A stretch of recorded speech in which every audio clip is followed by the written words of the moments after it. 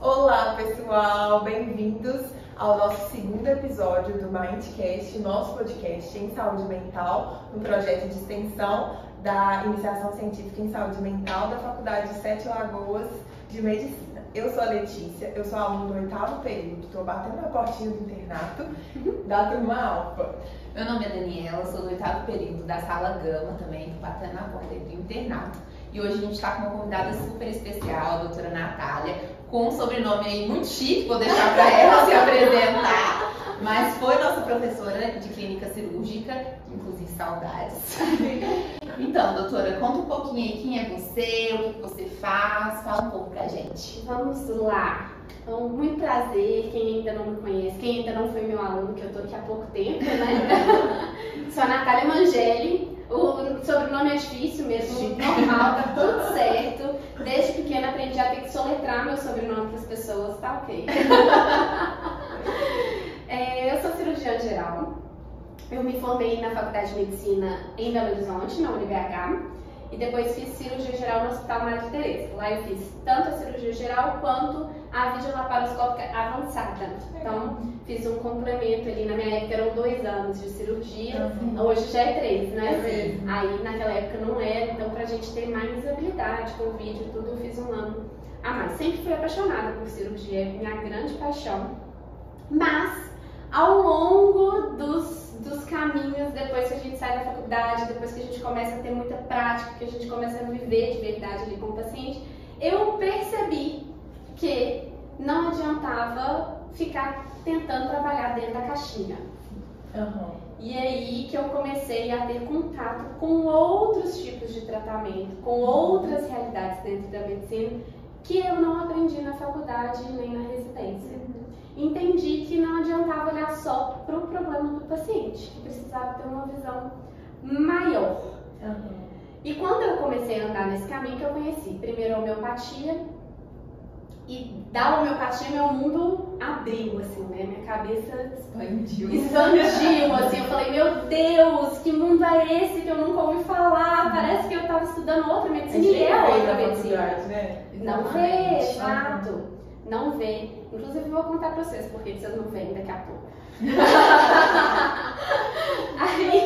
E o que acontece? E eu acabei entendendo que para você entender a doença de um paciente, você precisava entender mais do que a doença. Você precisava entender o estado emocional, o contexto social que ele estava, a vida dele naquele momento, os relacionamentos. E que eu conheci então a medicina do estilo de vida, que é o que eu trabalho muito hoje, a homeopatia associada à medicina do estilo de vida, e que eu aprendi a importância de olhar para todas as áreas da vida do paciente para conseguir tratar ele de uma forma mais completa. É o que a gente aborda muito na nossa iniciação, que a nossa orientadora fala, a Aline, que, gente, por mais que vocês façam um curso de medicina, é tudo sobre medicina, aqui a gente está falando de saúde mental fora do contexto médico. Porque saúde mental permeia a vida de todas as pessoas, né? Vai muito além. E ela acaba norteando tudo isso que você falou, né? Uma pessoa que não tem uma saúde mental de qualidade, ela vai ter problemas de saúde, ela vai ter problemas de saúde física, emocional, de relacionamentos. Exatamente. Isso é muito legal. O que eu estava contando para você sobre a faculdade, eu não sei se vocês conhecem a história de como que foi montado o currículo da medicina, que hoje já está mudando de novo, né? Mas antigamente as escolas de medicina ensinavam fitoterapia, ensinavam medicina chinesa, homeopatia, fitoterapia, uso de ervas, chás, tudo, porque era o que se tinha de conhecimento, né? A questão é que esse conhecimento ainda existe e isso continua funcionando. Sim. Só que a gente não aprende mais. Por quê? Porque aí vem a teoria da conspiração. A indústria farmacêutica, exatamente. Exato. O que acontece? A família Rockefeller, que é a dona das indústrias farmacêuticas, contratou um cara nos Estados Unidos e pediu para ele estudar como era o currículo das faculdades de medicina nos Estados Unidos para introduzir o ensinamento dos medicamentos na faculdade. Interessante. Visionário ele. Pois é. Isso foi em 1910 saiu o relatório Flexner. Procurem na internet relatório Flexner. 1910 então não é algo tão assim antigo, é uma coisa Não. bem recente. É recente. Bem recente. Pois é, e aí esse cara fez o relatório Flexner, ele mostrava como era o currículo e ele fez uma proposta de como deveria ser o currículo da Faculdade de Medicina. E aí que foi dividido o ciclo básico, em que você aprende o funcionamento do corpo humano, depois o ciclo clínico, que você aprende as doenças e como tratar com remédios. E depois vem o ciclo da prática que você faz aqui. A gente tem dentro da faculdade mesmo, mas nos Estados Unidos são só os primeiros 4 anos, os demais já é considerado como se fosse uma pré-residência, né? Eu não lembro o nome exatamente. Mas é o internato, sim, mas é diferente do nosso aqui, né? E aí é por isso que a gente aprende medicamento e a gente não aprende usar o chá de boldo para tratar a dor de estômago. Acaba que a própria faculdade, a forma como ela está no dia de hoje, deixa a gente pensar muito dentro de uma caixinha, né? Vamos pensar naquela doença, vamos tratar aquela doença com tal fármaco e a gente esquece de olhar o todo, né? Como o paciente reage àquilo, como ele vive, como ele pensa, isso interfere muito. Exato. Fica treinando a gente a seguir protocolos. Sim. Os protocolos são extremamente importantes em todos os sentidos, porque o protocolo ele foi feito baseado em estudos de segurança. Mas quando você começa a seguir muito o protocolo, a gente tem que lembrar que a gente está falando de ser humano e não tem nenhum ser humano igual ao outro. Não. E aí o raciocínio clínico vai se perdendo com essa evolução. Então, assim, se tem uma coisa que eu faço muita questão e que eu falo muito com vocês dentro de sala de aula é isso. Raciocina, pensa, não decora. Verdade. Isso é verdade. A gente fica fechado. Gente, protocolo, na hora que vocês precisarem, é só vocês abrirem na internet e olhar lá. Vocês não precisam de mim para ensinar. Isso é verdade. Vocês não precisam de ninguém. Saudades da aula. Tô lembrando. É isso. Então é raciocinar. E aí entra a parte da questão emocional do paciente. Por que a questão emocional interfere tanto? Porque o estado emocional, ele interfere de uma forma tão drástica no corpo físico.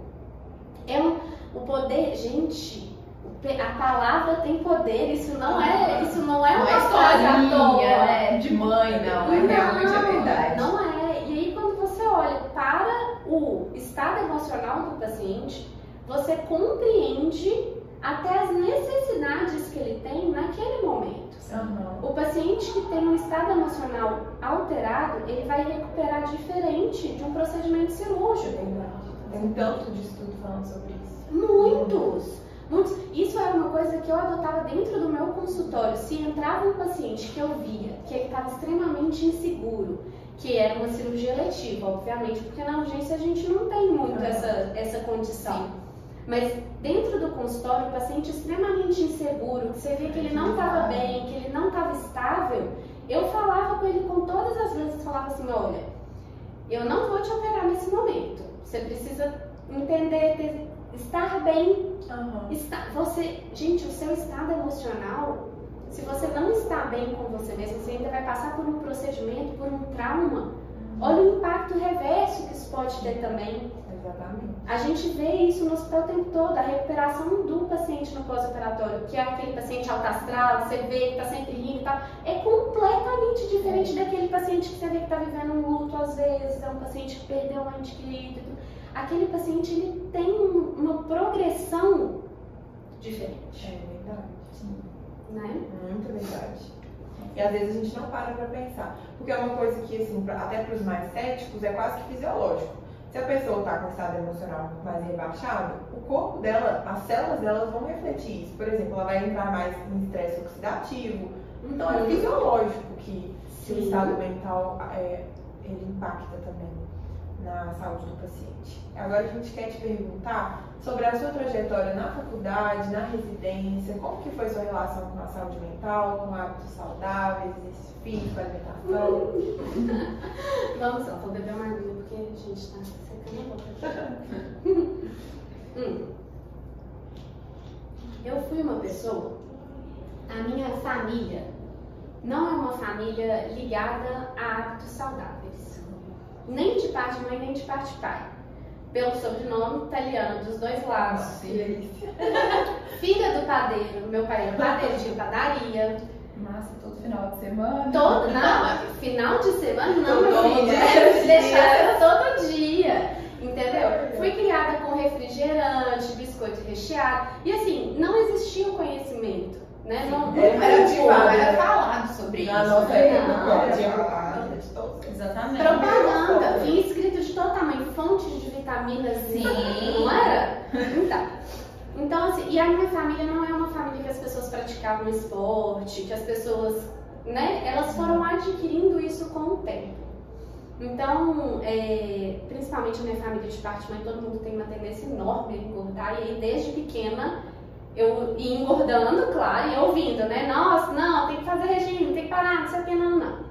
Cheguei na adolescência, fiquei bem, na faculdade eu fazia atividade física lindo, maravilhoso, pilates, gente. Você conseguiu associar essa rotina de atividade física e faculdade? Eu não abria mão do pilates de jeito nenhum. As minhas amigas falavam que era irritante, porque assim, eu não fazia nada que fosse no horário do meu pilates. Prioridade, gente. Mas choice. É isso, mas é isso. Assim, porque faz muita diferença. Faz muita diferença. Na faculdade eu consegui. A faculdade inteira eu fazia pilates. E aí o dia que eu não ia, eu ligava pra professora, pedia pra desmarcar, ia no sábado. Fazia de tudo, mas não deixava de fazer. E foi tudo bem. Quando eu entrei na residência, tudo mudou. Aí, gente, vocês não têm noção. É um limbo, né? É pior do que a gente imagina. Eu não gosto de falar isso, assim, porque eu acho que depende muito de como que você leva.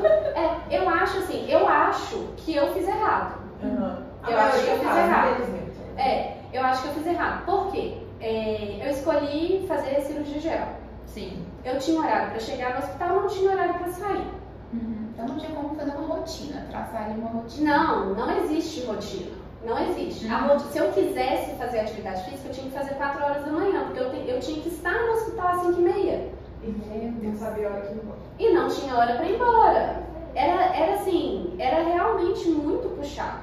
E o nível de cansaço era tão grande que quando eu chegava em casa, eu não sabia se eu queria comer, se eu queria tomar banho, se eu queria dormir. Quase um burnout, né? Quase. Assim, eu sou privilegiada num ponto, porque eu tive momentos da minha vida de uma certa dificuldade, eu fiz terapia muitos anos, que eu acho que foi uma coisa que me ajudou muito.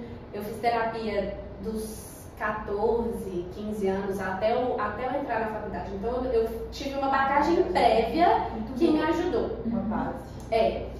E assim, durante a faculdade eu não tive nenhum surto, eu consegui levar, mas eu sempre tentei ver as coisas muito pelo lado bom. Eu sou uma pessoa que gosta de pensar positivo.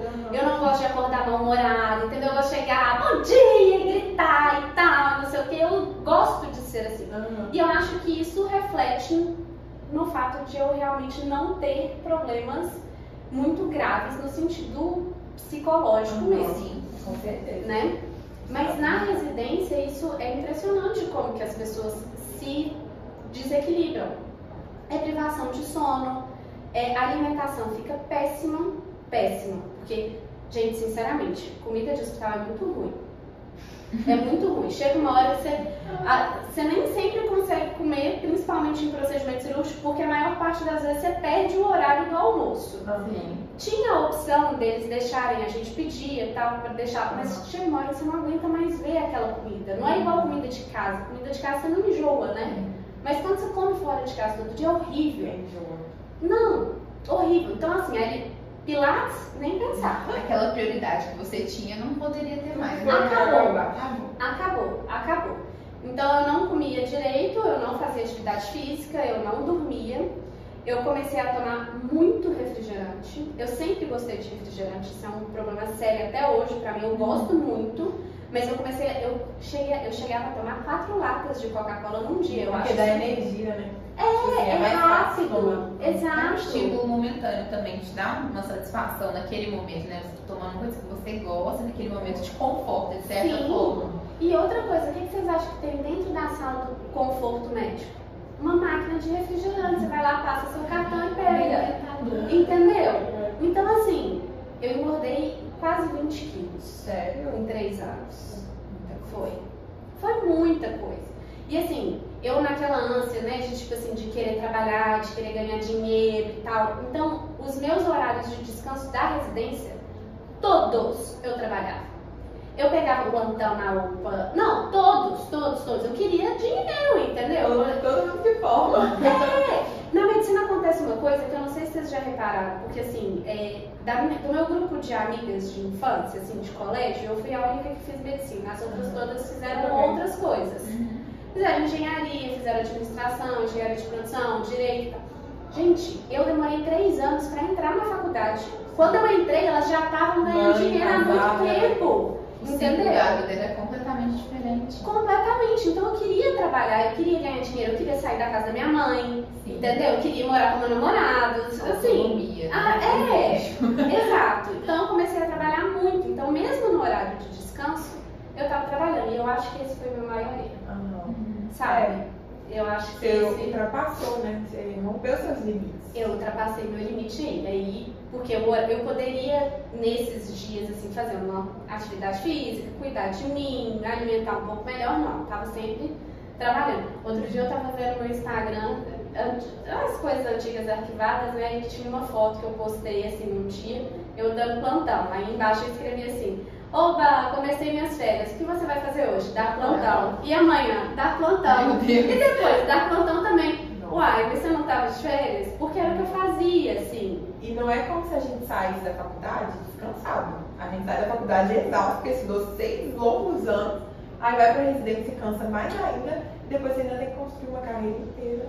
Exato. E pensando nisso que você acabou de falar, esses 3 anos aí que você teve esse aumento de peso, que você realmente se entregou ali, né, à jornada de trabalho, à residência, que momento que virou a chavinha pra você e você falou: meu Deus, eu preciso melhorar, eu preciso parar isso aqui, mudar a rota, fazer uma coisa diferente? Então, eu vou falar uma coisa, se precisar, vocês cortam depois, tá? Porque o negócio é o seguinte: sem filtros. Então, beleza.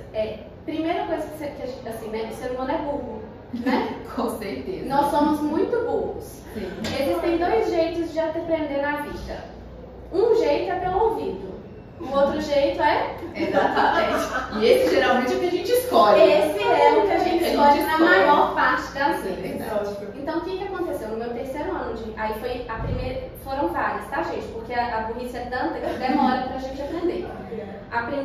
O primeiro ponto foi no meio pro final do meu 3º ano de residência, eu comecei a ter uma dor absurda na perna.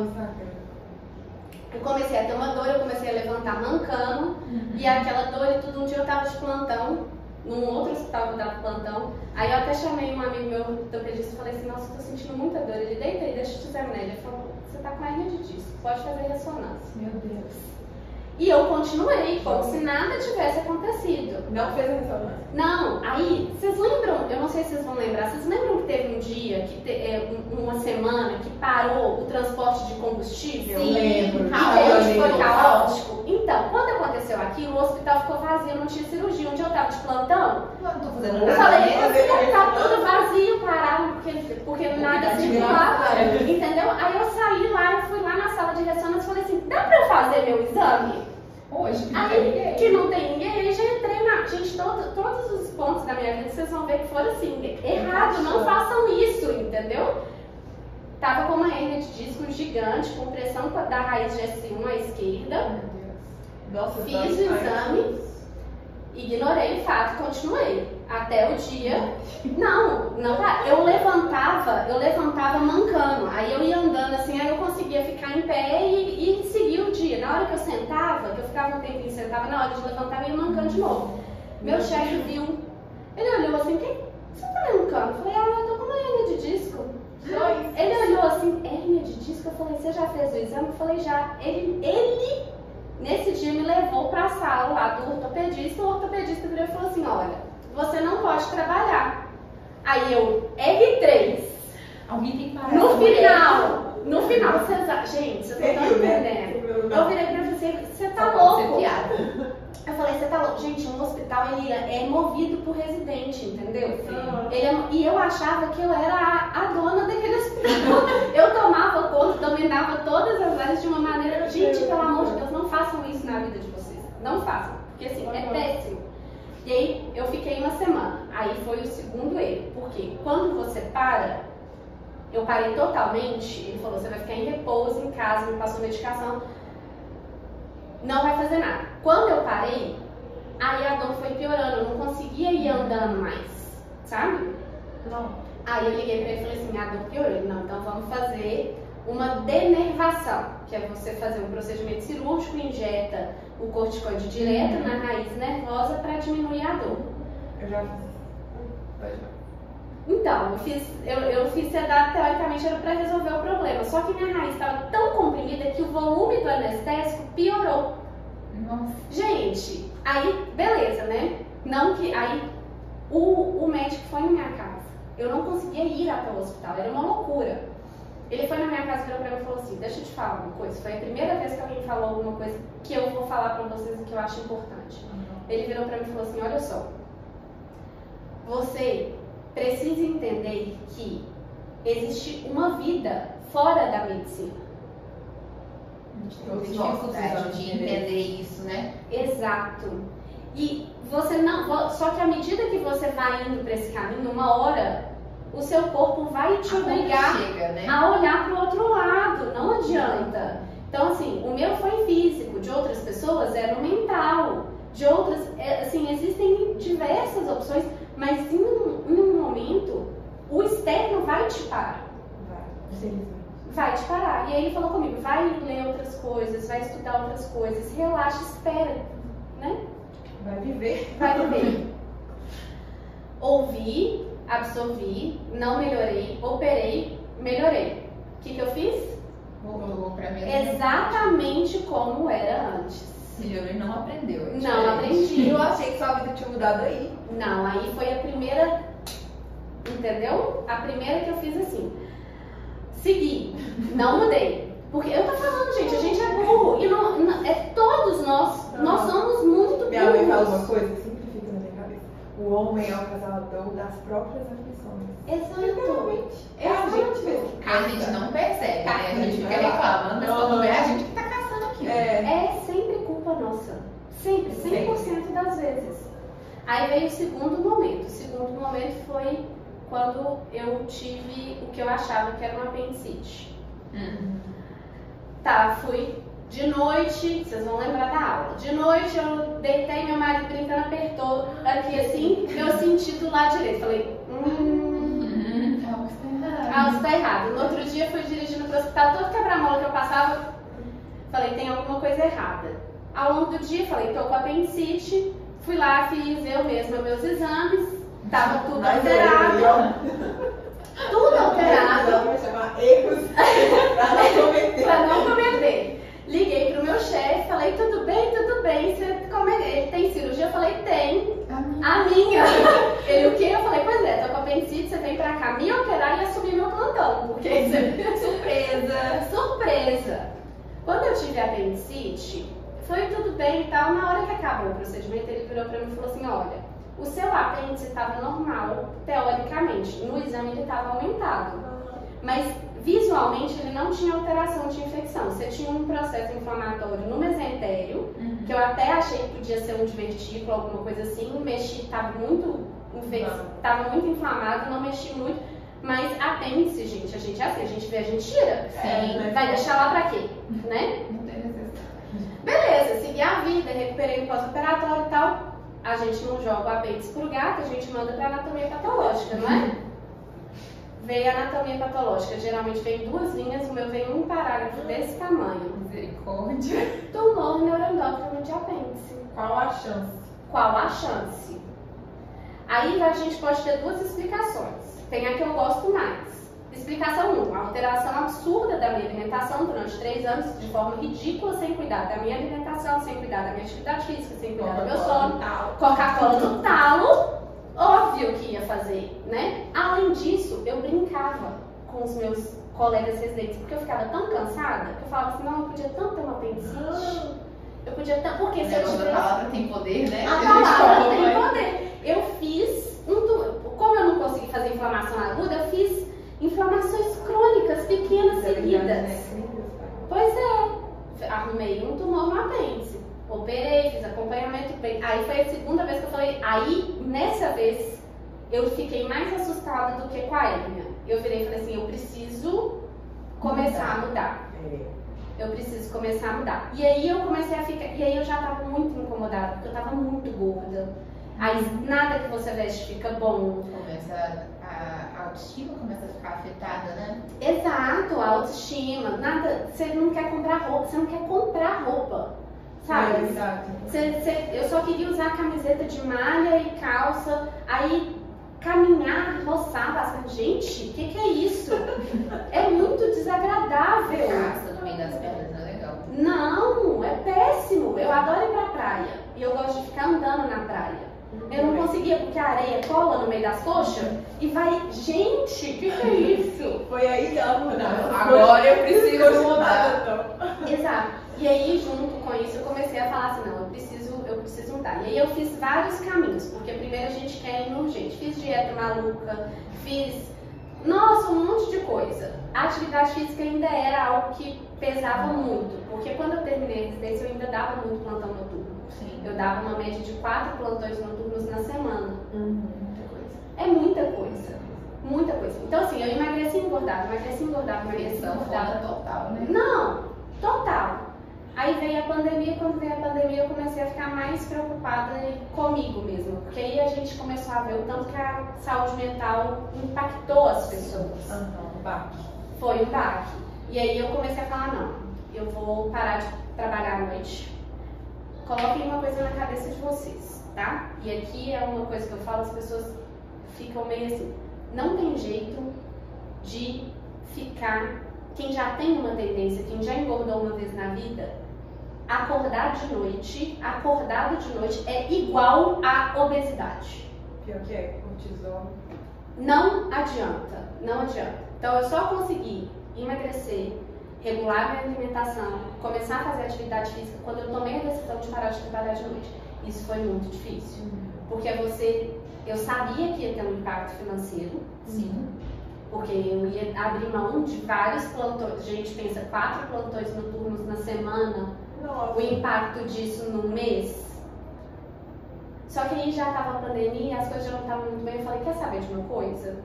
Essa também é uma boa lição, né, para os médicos. Plantão noturno tem que ter data para acabar. Tem que ter data. É um pensamento, né, que a gente tem que amadurecer e pensar até que ponto na balança isso pesa mais. O financeiro vai pesar mais do que a nossa saúde, porque igual você mesmo falou, uma hora a conta chega. Então acaba que até que ponto ficar se matando ali naquela rotina noturna a todo custo vale mais a pena do que você ali pensar na sua saúde, né? Então é muito importante que a gente tenha esse pensamento e comece a construir ele desde sempre, até antes mesmo de formar. Eu assisti uma palestra ontem que acho que encaixa muito bem no que eu ouvi ontem com o que a gente está falando aqui. Na palestra estava sendo falado justamente isso. O que vale a pena a gente colocar a nossa energia, a nossa disposição? Porque, na verdade, o material vai fazer diferença, claro. Mas o que adianta você ter uma condição financeira muito boa se você não tem condição física nenhuma? Se você não tem estrutura familiar? Se você não conseguiu construir um relacionamento? Porque nós temos, dentro da medicina, existe uma pressão muito grande para que vocês tenham a medicina como a única coisa da vida de vocês, né? E isso não é saudável. Eu acho que a nossa geração está quebrando um pouco isso. Sim. Eu sinto isso, assim. Os médicos mais jovens, eu sinto que não tem tanta essa pressão de viver dentro do hospital, de trabalhar. Você mesmo é um exemplo. você quebrou um pouco desse padrão de viver dando plantão. Eu acho que isso é importante e a gente tem que normalizar isso, porque senão... Eu acho que o fato de também de ter muito à tona, principalmente pós-pandemia, e como você mesmo falou, a questão da saúde mental ficou muito em evidência, né? Do período e do pós-pandemia, foi uma consequência muito grande. Então, entender como é complicado, que pode trazer de prejuízo para a nossa saúde, né? Como médicos, até mesmo porque se a gente for parar para pensar, a gente está cuidando de outras vidas. Como que a gente vai cuidar de outras vidas se a gente não cuida da nossa própria, né? Da nossa saúde, enfim. Então é realmente muito importante ter essa noção do que vale a pena a gente realmente gastar a nossa energia naquilo, né? Exato. Isso. E outra coisa, né, que além de para cuidar do outro, você tem que estar bem, você tem que ser exemplo. Sim. Você tem que ser exemplo. Não adianta eu vir aqui, sentar e falar um monte de coisa pra vocês, virar as costas e não fazer nada. Entende? E o paciente é a mesma coisa. Ele olha pra vocês, e vocês já estão com os pacientes aqui, eles olham pra vocês e olham pra vocês como exemplo. Então, você vai orientar eles, tá? Independente de qual for a patologia que ele tem, você tem que orientar sobre cuidados de qualidade de vida, sobre ter uma alimentação saudável, sobre fazer atividade física, né? Só que até se você não pratica, você não consegue... Não. E você não consegue orientar. Propriedade sobre o assunto, não tem como você não sabe. Exato. Você não consegue falar porque você não tem propriedade, porque você não tem bagagem para dar exemplo para o paciente. Sim. Entende? Porque na hora que ele começa a te questionar, que ele começa a te pedir alguma coisa, você fica assim, não, mas eu não faço, eu não sei. Entende? Então assim, não adianta. É verdade. Mas continua contando sua história. E aí o último... Nossa, eu não acabei ainda. Não foi a segunda depois. Essa foi a segunda, do apêndice foi a segunda. Que aí eu comecei a mudar de fato. Muito, muito radicalmente. E aí depois, essa foi mais levinha, mas eu tive um cisto na tireoide que ele do nada resolveu crescer. Foi só água, não era nada, mas até eu descobrir que era só água, eu tinha certeza que eu tava... Já tinha um neuroendócrino, que eu falei, estou com um câncer de tireoide agora. Aí eu acho que foi a minha mudança mais radical de todas, apesar da gravidade ter sido menor. Porque eu já tinha começado um caminho de realmente mudar a minha vida. E quando eu tô falando de mudar minha vida, gente, eu não mudei só a alimentação e atividade física, não. Pensamento, eu parei de trabalhar à noite, eu decidi que eu não ia dar mais plantão, eu comecei a estudar outra área da medicina a ponto de virar e falar assim, não, eu vou trabalhar com isso aqui, porque isso aqui me dá qualidade de vida. Muito legal. O lugar que eu escolhi para morar, para eu não ter que ficar andando de carro, eu ter a possibilidade de atender da minha casa, tudo isso. Entende? Assim, não é uma coisa. Mudou a rota completamente. Mudar a rota. É isso. Pelo seu próprio bem, né? Exato. Porque você se priorizou mais do que tudo. Exatamente. E aí, quando os pacientes vêm, que eu vejo que... Porque qual que é o problema? O paciente ele tem dificuldade de aderir ao tratamento. Eu ia te perguntar isso agora. Como é que é a sua relação com os seus pacientes? Então, eu sou muito realista e eu falo coisas muito pesadas, de forma delicada e com voz fofinha. Que o paciente acorda igual ela precisou de 3 toques para acordar, né? Exato, mas é porque ainda assim eles têm dificuldade. Mas o que a gente tem que entender? E aí eu faço uma comparação muito pesada, mesmo. Já vale pra vocês se vocês não tiverem fazer. Vejam bem, se você não está cuidando da sua alimentação, e se você não está fazendo atividade física, e vocês sabem, todo mundo sabe que a alimentação saudável e a atividade física está relacionada com o funcionamento do seu organismo, e você está fazendo o contrário, você tem atitudes suicidas diariamente. Muito verdade. Infelizmente, é verdade. E aí é esse o ponto que eu pego. Eu viro e falo assim, às vezes as pessoas vêm pra mim, vêm de todos os modos, assim, né, em várias idades diferentes e tal, mas às vezes vem muitas mulheres falando que querem se preparar, ficar saudáveis para engravidar. Aí elas vêm com várias dificuldades para eu vir e falar assim, peraí, mas você tá me falando que você não consegue acordar cedo para fazer atividade física. Mas você quer engravidar, ter um filho que vai te fazer acordar cedo, que vai te dar privação de sono, e ainda assim você não quer sobreviver para cuidar dele. Esse choque de realidade é importante. E é real, mas as pessoas não pensam nisso. As pessoas acham que o problema é ir lá fumar um cigarro. Ir lá e usar uma droga, sendo que você não se alimentar direito, você não fazer atividade física, tem impactos tão negativos quanto fumar um cigarro ou usar uma droga. Por que um a gente fala tanto, faz tantas campanhas e tal, não sei o quê, e o outro a gente só fala assim, olha, você tem que fazer atividade física, tá? Chega um paciente que está fumando no consultório, faz toda aquela coisa, aí tem várias mobilizações e tal. Não estou menosprezando, é importante. Mas eu só acho que isso devia acontecer tão importante quanto, com a alimentação e com a atividade física. E assim, vocês não aprendem isso na faculdade. Não, e nem na escola, assim, alguém que não é da área da saúde. As pessoas não aprendem isso. Não aprendem. Então assim, se eu virar e falar assim, o que é uma alimentação saudável? Aí às vezes a pessoa vira e fala assim, não, eu me alimento super bem. Super saudável. Super saudável. Às vezes, mas o que acontece muito é que a pessoa vira pra mim e fala assim, não, só uso produtos naturais. Aí você vai ver, ela consome um monte de barrinha de proteína artificial, um monte de produto industrializado, adoçante, conservante, corante, sabor. É uma coisa que o povo não sabe, mas fitness não é saudável, fitness é fitness. Aí compra lá aqueles whey que trem cheio de adoçante, cheio de coisa, mas é saudável. Não, meu filho, você não é saudável. Não, exato. Então assim, existe uma falha na formação do médico de ensinar o que é uma alimentação saudável. Nós não somos nutricionistas, né? Mas a gente tem que estudar nutrição, porque você tem que... Gente, o paciente, às vezes, ele não tem condição de fazer um acompanhamento com um nutricionista. E aqui a gente vai falar de saúde mental, qual que é a relação, né? Que o consumo de açúcar está diretamente relacionado ao desenvolvimento de sintomas depressivos. Sim, verdade. É bem complicado, tá tudo interligado, né?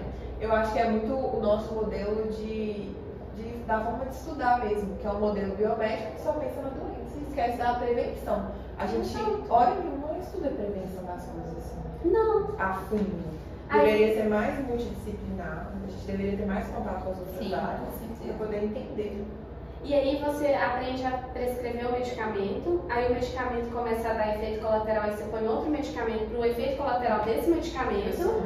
E aí quando você vê, tá aquela polifarmácia e assim, nada funcionando, sendo que seria muito mais fácil, entre aspas, você simplesmente pegar a vida do paciente e ensinar para ele, porque vocês como médicos, vocês têm que entender que vocês têm que ensinar, vocês têm a obrigação de educar o paciente, ensinar ele que é uma alimentação saudável, ensinar que ele precisa fazer atividade física, e aí não é virar, porque aí ele vai virar e falar assim, eu não tenho tempo, eu não consigo ir na academia, não sei o quê. Você fala assim, cara, você tem 10 minutos. 10 minutos todo mundo tem. Sim, com certeza. Todo mundo tem. Levanta, vai na sala, faz pijama, liga a televisão no YouTube, tem um monte de vídeo. Exercício de alta intensidade de 10 minutos. Eu acho que esse ponto é muito importante. Eu acho que além de a gente ter o conhecimento, né, sobre alimentação, sobre prática de atividade física, é a gente entender a realidade do paciente. Porque muitas vezes a realidade do paciente faz com que ele abandone ou não faça adesão a essas práticas saudáveis. Então, a gente precisa entender, dentro da sua realidade, o que é realmente pertinente, o que vai acontecer de verdade. É muito fácil, na teoria, a gente passar ali, faça tantos minutos de atividade física por dia, vá numa academia, pratique um cardio, que vai dar tudo certo. E nem sempre é assim. Às vezes a pessoa trabalha de manhã, de tarde e de noite, vai ter ali um intervalo de 30 minutos, o que ela pode fazer ali dentro daqueles 30 minutos? Então, eu acho que tem que ter essa sacada para você conseguir realmente olhar o paciente, né, como um todo. Olhar o paciente como um todo, eu acho isso muito importante. E ainda puxando um pouquinho mais para a questão mental, que eu acho que as doenças mentais, elas afetam uma parcela muito grande da população. E o meu entendimento disso hoje, assim, qualquer pessoa que você sentar para conversar profundamente sobre a vida, todas têm problemas. Não existe. Exato, faz parte de estar aqui. Neste momento, todos nós temos problemas. Não existe pessoa sem problema, né? Então, você aprender a lidar com isso é muito mais fácil se o seu corpo físico estiver te ajudando. Com certeza. Porque os problemas da vida, eles já vão aparecer. A medicina chinesa fala isso, né? Que uma pessoa com depressão é uma pessoa desnutrida. Exato. Eu adoro esse termo. Exato. Não, a medicina chinesa é linda, ela é maravilhosa e ela trabalha. É isso, as medicinas antigas, a medicina chinesa, a ayurvédicas, a Ayurveda, né? Assim, elas entendem a medicina como um todo. E não é só corpo e mente, é corpo, mente e espírito. Eles não desvinculam isso. Então, assim, não adianta. Se vocês, eu não sei se vocês já, inclusive fica a dica, se vocês já fizeram um estudo de como está a saúde mental dos alunos da faculdade. A gente está fazendo um projeto sobre isso. Então, super legal. Na minha época, na faculdade, a Liga de Psiquiatria fez um questionário com os alunos para ver quem já fazia ou já tinha passado por algum tratamento psiquiátrico. Aí, no caso, era psiquiátrico mesmo, não era só o psicológico. Dentro da faculdade, durante a faculdade. 9 de 10 usaram medicação. Não era terapia, não. Não era. 9 de 10 usaram medicação, a média dos que responderam o questionário. Então, assim, saúde mental, gente, muito importante. É muito importante. É muito importante e é muito importante não só para o paciente, para vocês, estudantes, para nós médicos. Sim. Porque é a base de tudo pra mim. Assim. Eu acho que a gente passou muito tempo, a gente como sociedade, passou muito tempo separando isso. E não pode mais separar. Não pode. Eu acho que a pandemia deixou isso bem claro. Saúde mental importa para todo mundo. Para o trabalhador, para o dono da empresa, para o político, para qualquer pessoa. Qualquer pessoa. E aí, entendam, né? Se não acontece só no micro, acontece no macro também, né? A gente não aprendeu pelo ouvido. Aí veio uma pandemia e escancara na cara de todo mundo. Vamos acordar e olhar para a qualidade de vida das pessoas, né?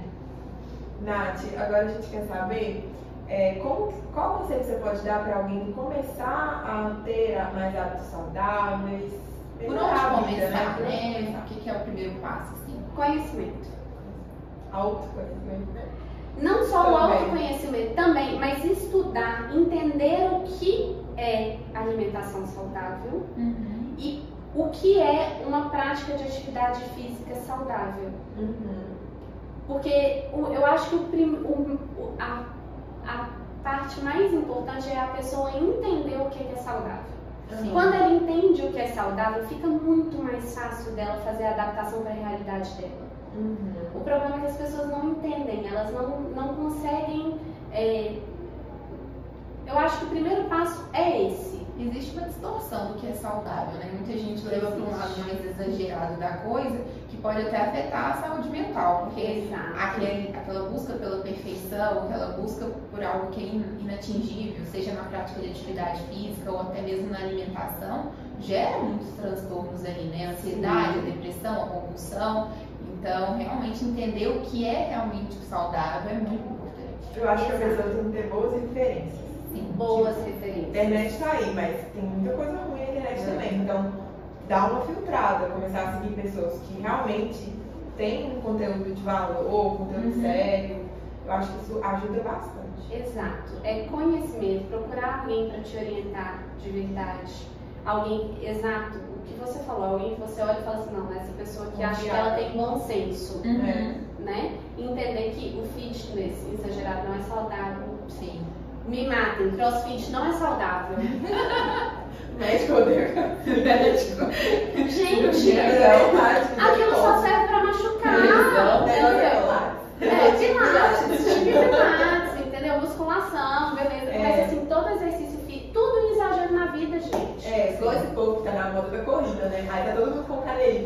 Instagram? Porque foi correndo o dia inteiro, sem ter preparo físico. Não é.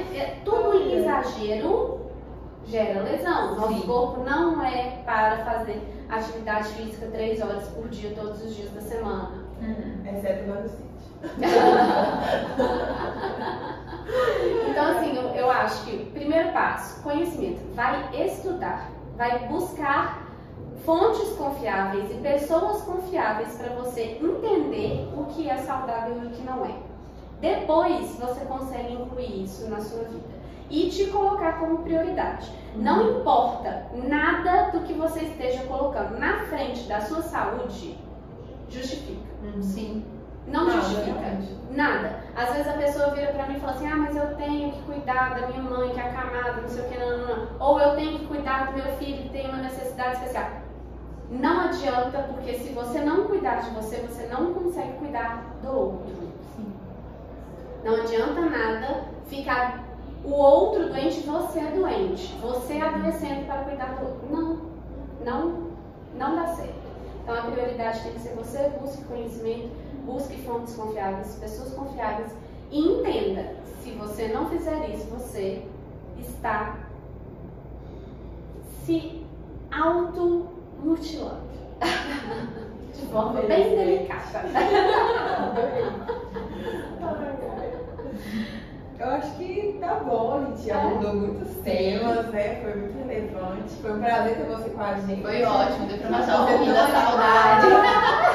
Você é tão animada, tão alto astral, isso reflete. Eu acho que quando a gente te conheceu ano passado, foi a nossa professora de cirurgia, assim, parecia que a aula era um espetáculo, sabe? O seu jeito de. Não faz isso com o paciente, você não didático, faz. totalmente Foi diferente. totalmente diferente do que a gente esperava de uma professora de cirurgia. Eu acho que isso é muito legal, porque o fato de você ser professora de cirurgia, ser cirurgião, não deixou de lado o lado bom da vida, ser uma pessoa mais Seu lado humano, né? Você É. traz muito isso pra sala de aula. Você mostra que, é igual você falou, a nossa vida vai muito além da medicina, né? Então a gente tem que trazer isso pra nossa vida e pra vida do paciente também. O olhar pro paciente vai muito além do que aquela queixa que ele tá sentindo, aquela dor específica. Eu acho que seu maior exemplo que a sua saúde mental é uma saúde mental muito boa e saudável, é isso, que você consegue equilibrar todos os pratinhos da sua vida. Claro que tem momentos que a gente vai estar mais cansado, mais estressado, com algum problema, como você diz, todo mundo tem problema, mas é saber equilibrar, e eu acho que você faz isso de uma maneira muito Muita louvável. maestria, né? Ai, gente, obrigada. Muito obrigada por ter aceitado o nosso convite, Natália. Agradeço Sabe que pela você vai ter outro confiança. convite. Pode me chamar várias vezes, gente, porque, como eu disse, isso aqui, 20 minutos deve ter dado 1h30 Eu já. acho que é. Pouquinho. 48 minutos. Aí, tá vendo? Mas foi muito bom. A gente espera que vocês gostem. Curtam o nosso podcast. A gente vai colocar o link no Instagram para todo mundo ver, seguir. Mandem pros amigos e assistam e postem muito. Isso mesmo, compartilhem muito para que todos possam aí acompanhar. Ó, e todo mundo me segue, tem que curtir, comentar e compartilhar, porque a professora é blogueira e quer ser Isso. famosa, tá? Exatamente. O espetáculo que eu faço na amo. sala de aula, eu vou fazer espetáculos nos palcos do Brasil.